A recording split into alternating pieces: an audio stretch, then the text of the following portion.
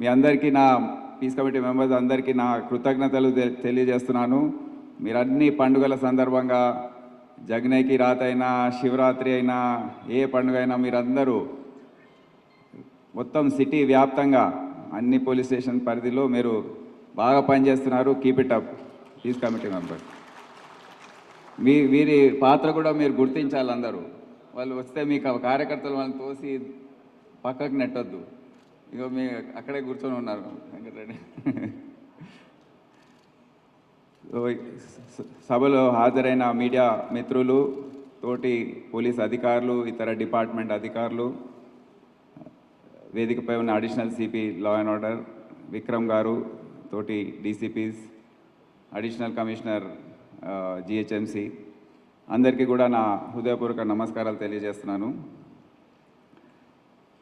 వారం రోజుల క్రితమే శ్రీరామనవమి శోభయాత్ర జరిగింది. దాని బందోబస్తు చాలా బాగా జరిగింది. అందరు కూడా ఆల్ డిపార్ట్మెంట్ ఆఫీసర్స్ కృషి చేసి వార్ రూమ్లో కూడా నేను చాలా సమయం వెచ్చించాను. అక్కడ అందరితో కూర్చొని చిన్న చిన్న సమస్యలు వచ్చినప్పుడు తక్షణమే అవి పరిష్కరించి అన్నీ సజావుగా ర్యాలీ ముందుకు పోయే విధంగా అందరు చేశారు. కొన్ని విషయాలు జరిగాయి, అది నేను తర్వాత ప్రస్తావిస్తాను. కానీ శాంతియుతంగా అది ర్యాలీ మొత్తం పూర్తయింది. అందరికీ కూడా నా ధన్యవాదాలు తెలియజేస్తున్నాను. అయితే ఇదే సందర్భంలో ఒక వారం రోజుల తర్వాత మనకు ఈ హనుమాన్ వీర హనుమాన్ విజయ యాత్ర జరుగుతుంది. ప్రతిసారి ఒక వారం రోజుల తేడాతో వస్తుంది. సో ఈసారి మనం అందరికి తెలుసు, శ్రీరామనవమికి దీనికి తేడా ఏంటో మనకు తెలుసు. ఇక్కడ ముఖ్యంగా పోలీస్ పరంగా మేము దీన్ని బందోబస్తు ఏర్పాటు చేసినప్పుడు 2-3 విషయాలు మేము పరిగణలో తీసుకొని బందోబస్తు చేస్తుంటాం. దీంట్లో యువకులు ఎక్కువగా పాల్గొంటారు, ప్లస్ మొబైల్గా ఉంటారు. అంటే మోటార్ సైకిల్స్ మీద, 2 వీలర్స్ మీద అనేక ప్రాంతాల నుండి, ఇతర కమిషనరేట్స్ నుండి మా సిటీలోనే ఒక 152 చిన్న ప్రొసెషన్స్ బయలుదేరుతాయి. ఒక 48 రాచకొండ, సైబరాబాద్ నుండి వచ్చి సిటీ ప్రొసెషన్స్లో కలుస్తాయి. సో ఈ విధంగా మూవ్మెంట్ చాలా ఉంటుంది. డిస్టెన్స్ ఏదైతే వాళ్ళు కవర్ చేస్తారో ఎక్కువగా ఉంటుంది. మెయిన్ యాత్ర లెంత్ కూడా ఎక్కువగా ఉంది, 12 కిలోమీటర్ల పైన ఉంటుంది. సో ఇవన్నీ కూడా మేము చూసుకున్నప్పుడు మా బందోబస్తు కూడా అదే విధంగా మేము ప్లాన్ చేసుకుంటాం. మాకు కూడా మొబైల్ పార్టీస్ ఎక్కువ ఉంటాయి. ప్లస్ ముఖ్యమైన అంశం ఏంటంటే, మేము ఈ విధంగా అందరూ బైక్స్ పైన చిన్న చిన్న గ్రూప్స్లో కూడా తిరిగే అవకాశం ఉంటుంది. కనుక మన సిటీలో సెన్సిటివిటీ చూసుకొని R&B డిపార్ట్మెంట్ వారి పాత్ర చాలా ప్రాముఖ్యంగా ఉంటుంది. ఎక్కడైతే సెన్సిటివ్ ఏరియాస్ ఉన్నాయో, మిక్స్డ్ లొకాలిటీస్ కానివ్వండి, మెజారిటీ ఏరియాస్ కానివ్వండి, అటువంటి ఏరియాస్లో జాగ్రత్తలు తీసుకొని అందరూ మీ సమన్వయంతోనే మేము ఈ అరేంజ్మెంట్స్ అన్నీ కూడా చేస్తూ ఉంటాం. సో ముఖ్యంగా ఈ ర్యాలీ జరిగే సందర్భంలో ఆర్గనైజర్స్ పాత్ర చాలా ముఖ్యమైనది. మీరందరూ ఇప్పుడు మెయిన్ ప్రొసెషన్ ఏదైతే ఉందో, ఈ శివరాముల గారి ఆధ్వర్యంలో వారు అందరు కూడా ఇప్పుడు 300 మందిని పెట్టి దాన్ని రెగ్యులేట్ చేసుకొని చాలా బాగా రోప్ పార్టీస్ పెట్టుకుంటారు. వాళ్ళే చిన్న చిన్న కర్రలు పట్టుకొని వాళ్ళే రెగ్యులేషన్ చేస్తుంటారు, డిసిప్లిన్ మెయింటైన్ చేస్తుంటారు. మేము చూసాం ఇది. కానీ వేరే ర్యాలీస్ ఏవైతే వస్తాయో దానికి పూర్తి బాధ్యత ఎవరైతే మెయిన్ ఆర్గనైజర్స్ ఉన్నారో వాళ్ళదే ఉంటుంది. ఇప్పుడు ఆ ర్యాలీలో ఎవరు వస్తున్నారు, మీకు పరిచయం ఉన్న వాళ్ళు ఉన్నారా, మీ కంట్రోల్లో ఉన్న వాళ్ళు ఉన్నారా అనేది మీరు చూసుకోవాలి. ఎవరైనా కొత్త వాళ్ళు ఉంటే తప్పకుండా ఇమ్మీడియట్గా కన్సర్న్ SHO, సెక్టర్ SIకి తెలియజేయాలి. మాకు ఇతని పైన అనుమానం ఉంది, మళ్ళీ మాకు పరిచయం లేదు, కొత్త వాళ్ళలాగా ఉన్నాడు అని చెప్పే ధైర్యం మీకు ఉండాలి, ఆలోచన కూడా ఉండాలి. ఎందుకంటే అతను వేరే ఉద్దేశంతో వచ్చే అవకాశం కూడా ఉంటుంది. సో ఇదొకటి నేను రిక్వెస్ట్ చేస్తున్నాను ఆర్గనైజర్స్ అందరినీ, మీ ఈ వర్డ్ కూడా మీరు స్ప్రెడ్ చేయండి. ఎక్కడైతే ర్యాలీ బయలుదేరుతుందో మీరు ఆ ఏరియాలో తిరుగుతారో, మళ్ళీ మెయిన్ ప్రొసెషన్కి వచ్చి కలుస్తారో, అది లోకల్, అది ఆల్రెడీ రూట్స్ ఉన్నాయి. కానీ ఆ బాధ్యత అంతా మీదే ఉంటుందని మీకు తెలియజేస్తున్నాను. ఎందుకంటే తర్వాత ఏదైనా జరిగినా మళ్ళీ ఎవరు ఏంటి అనేది ఇదంతా మనం ఆల్మోస్ట్ 2010 తర్వాత ఎప్పుడు కూడా హనుమాన్ జయంతి సందర్భంగా తీసిన ర్యాలీలో మనం ఎప్పుడు కూడా గొడవలు చూడలేదు. మనందరికి తెలుసు, ఏవైతే సిటీలో పుట్టి పెరిగారో అందరికీ తెలుసు హనుమాన్ జయంతి ర్యాలీ ఏ విధంగా ఉండేది. ఒక చిన్న వారి ప్రాంతాల్లో వాళ్ళు పూజలు చేసుకొని చేసేది. కానీ 2010లో అది ఒక పెద్ద ర్యాలీగా మారింది. ఆ సందర్భంగా మనము అక్కడ ముషీరాబాద్ ప్రాంతంలో కొద్దిగా గొడవలు కావడం, మళ్ళీ మాదన్నపేట ఏరియాలో ఫ్లాగ్స్ బంటింగ్స్ పైన ఇష్యూలో, మూసా బౌలిలో ఈ విధంగా కొన్ని గొడవలు జరిగాయి.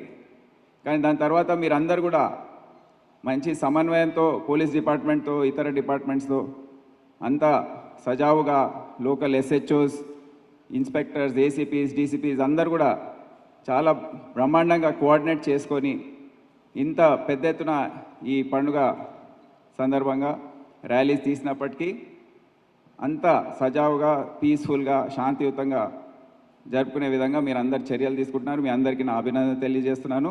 అదేవిధంగా మీరు ఈ సంవత్సరం కూడా చేస్తారని నాకు పూర్తి నమ్మకం ఉంది.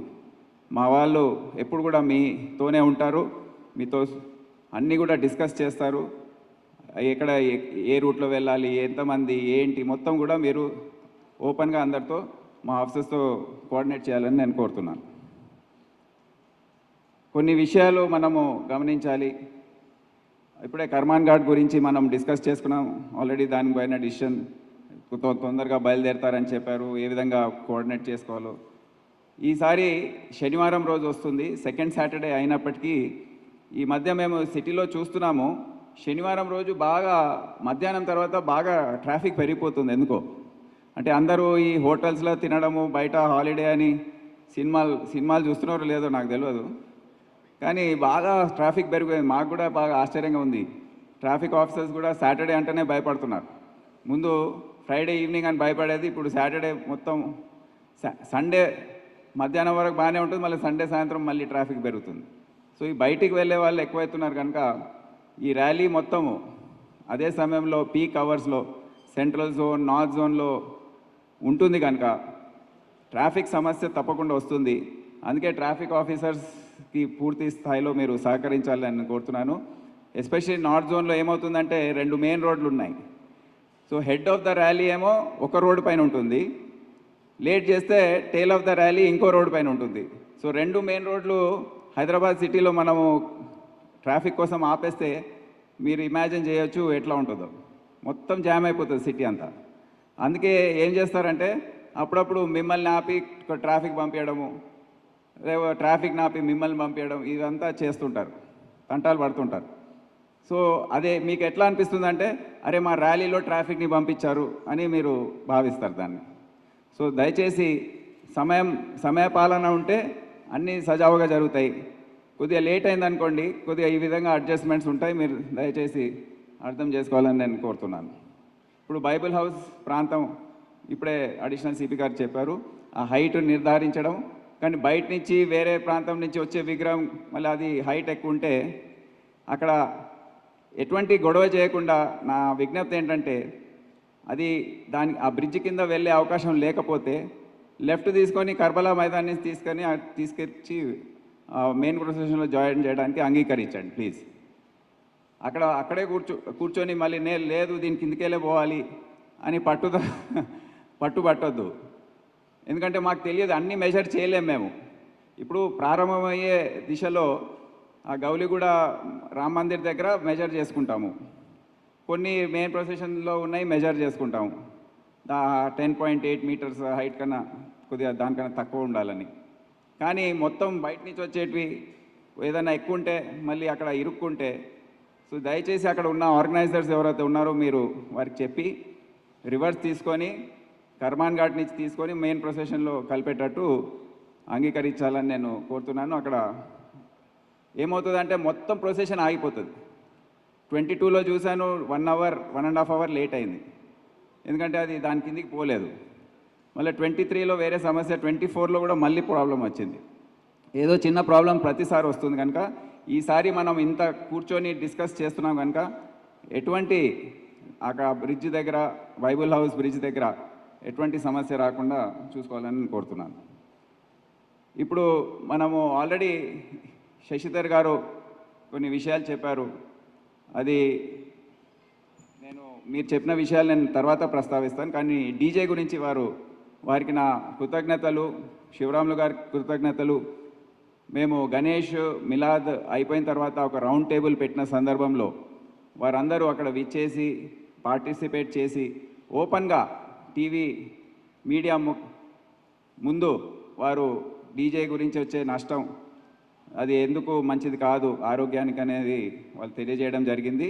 మీ సపోర్ట్ కోసం నేను చాలా కృతజ్ఞతతో ఉన్నాం మేము పోలీస్ అంతా. కానీ అందరు కూడా పాటించారు. మొన్న జరిగిన శ్రీరామనవమి సందర్భంగా ఒక్క ఉల్లంఘన జరిగింది, మీ అందరికి తెలుసు. అయితే ఇప్పుడు దాని గురించి మనం ఏ విధంగా భావించాలనేది అది కూడా మీకే వదిలేస్తున్నాను. ఆర్గనైజర్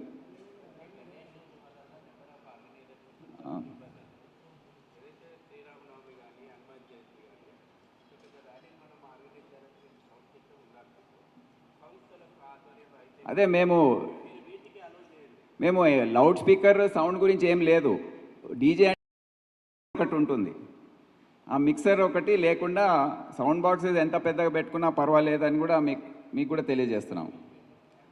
ఆ సింగిల్ పిన్ అంటారు, మిక్సర్ అంటారు, ఏమేమో అంటారు. మేము అది తీసేసాం. భగవంతరావు గారు అరే మీరు పెట్టారని ఫోటోలు చూపిస్తే అది మిక్సర్ కాదు, అది సింగిల్ పిన్ అంటున్నారు. సింగిల్ పిన్ అంటే అది ఏంటో మళ్ళీ డీజే పెట్టే వాళ్ళకి తెలుసు.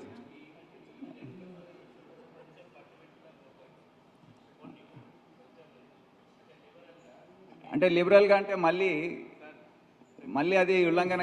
సార్ ఉల్లంఘన నేను సబ్జెక్ట్లోకి పోను సార్. ఖచ్చితంగా గణేష్ ఉత్సవాలు నెంబర్ ఆఫ్ ఆర్గనైజర్స్ ఉంటారు, ఒకళ్ళకొకరు పోటీ పడతారు. మేము కూడా అర్థం చేసుకున్నాం, మీరు చెప్పిన దాన్ని ముందుకు వచ్చినాం. ఈరోజు కూడా ఆ స్టాండ్ ఉంటుంది. కానీ శ్రీరామనవమి కానీ హనుమాన్ జయంతి కానీ సంస్థల ఆధ్వర్యంలో మేము రెస్పాన్సిబుల్. ఇప్పుడు మేము చూస్తున్నాం, మేము అదే ధూల్పేటలో డీజే పెట్టుకొని ఏ పాటలు విన్నామో మేమే మీకు చెప్పినాం. కానీ దైవభక్తితోటి కూడుకున్నటువంటి పాటలు వేసుకొని మేము రెస్పాన్సిబుల్గా మా మూమెంట్ను ముందుకు కదలడానికి మాకు కూడా అవసరం.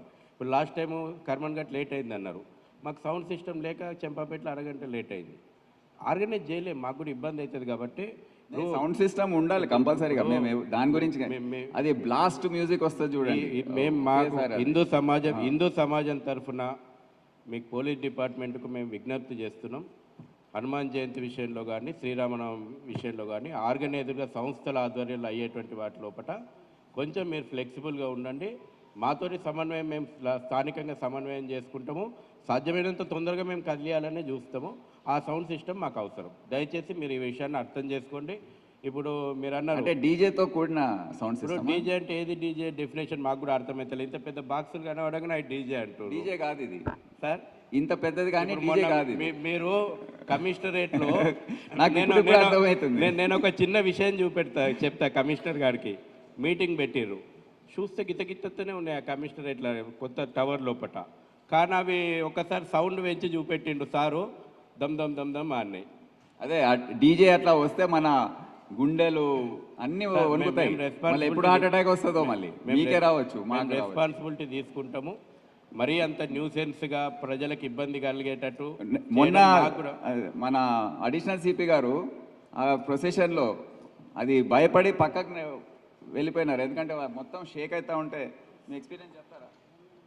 ఇకపోతే మేము సంస్థలుగా మేము రెస్పాన్సిబిలిటీ తీసుకుంటాం. సరే, మేము మాకు కూడా చెడ్డపేట అదే మా వాళ్ళకి తెలుసు. ఇప్పుడు అర్థమైపోయింది మాకు డీజే అంటే సింగిల్ పిన్, మిక్సర్ అన్నీ ఇప్పుడు అర్థమైనాయి మాకు. సో మా వాళ్ళు ఇన్స్పెక్షన్ చేసి మీకు పెద్ద లౌడ్ స్పీకర్లు అన్నీ ఉండే విధంగా అన్నీ చూసుకుంటారు, డీజే లేకుండా చూసుకుంటారు.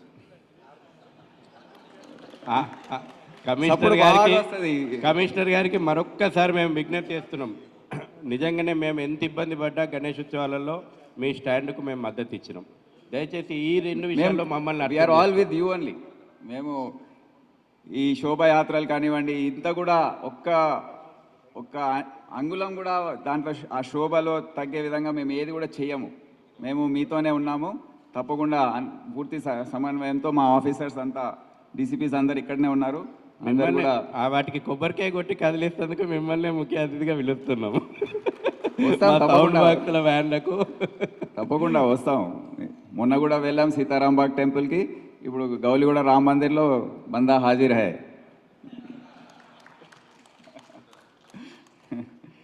సో ఇదొకటి. మనం ఫైర్ క్రాకర్స్ కూడా అక్కడక్కడ రిపోర్ట్ అయినాయి ఎప్పుడైనా హనుమాన్ జయంతి ర్యాలీలో? ఎక్కడ కావు కదా, అవుట్స్కట్స్లో. అది సరే, దాని గురించి ఏం ప్రాబ్లం లేదు. ఈ మధ్య సోషల్ మీడియాలో కూడా దయచేసి కొంతమంది ఆర్గనైజర్స్ మళ్ళీ నాకు తెలియదు, కొద్దిగా చాలా అసలు మా సోషల్ మీడియా టీం ఉంటుంది కదా, నేను గత సంవత్సరానికి ఈ సంవత్సరం పోల్చుకుంటే బాగా ప్రొవోకేటివ్గా ఉంటున్నాయి.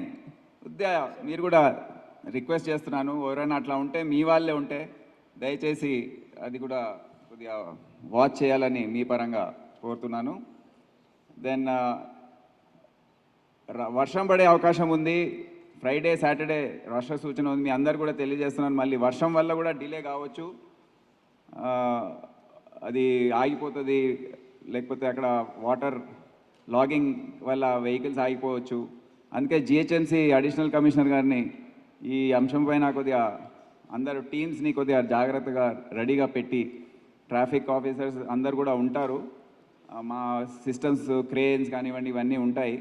మీరు కూడా అందుబాటులో ఎక్కడైతే వాటర్ లాగింగ్ పాయింట్స్ ఉన్నాయో, మనకు ఆల్రెడీ వర్ష సూచన ఉంది కనుక కొద్దిగా వెల్ ప్రిపేర్డ్గా ఉంటే బాగుంటుంది. ఎందుకంటే ఎక్కడైనా వాటర్ లాగింగ్ అయ్యి మళ్ళీ బ్రిడ్జ్ కిందనో లేకపోతే ఎక్కడైనా వాటర్ లాగింగ్ అయ్యి ర్యాలీ అంతా ఆగిపోతే గంటలు బట్టి అది లేట్ కావచ్చు.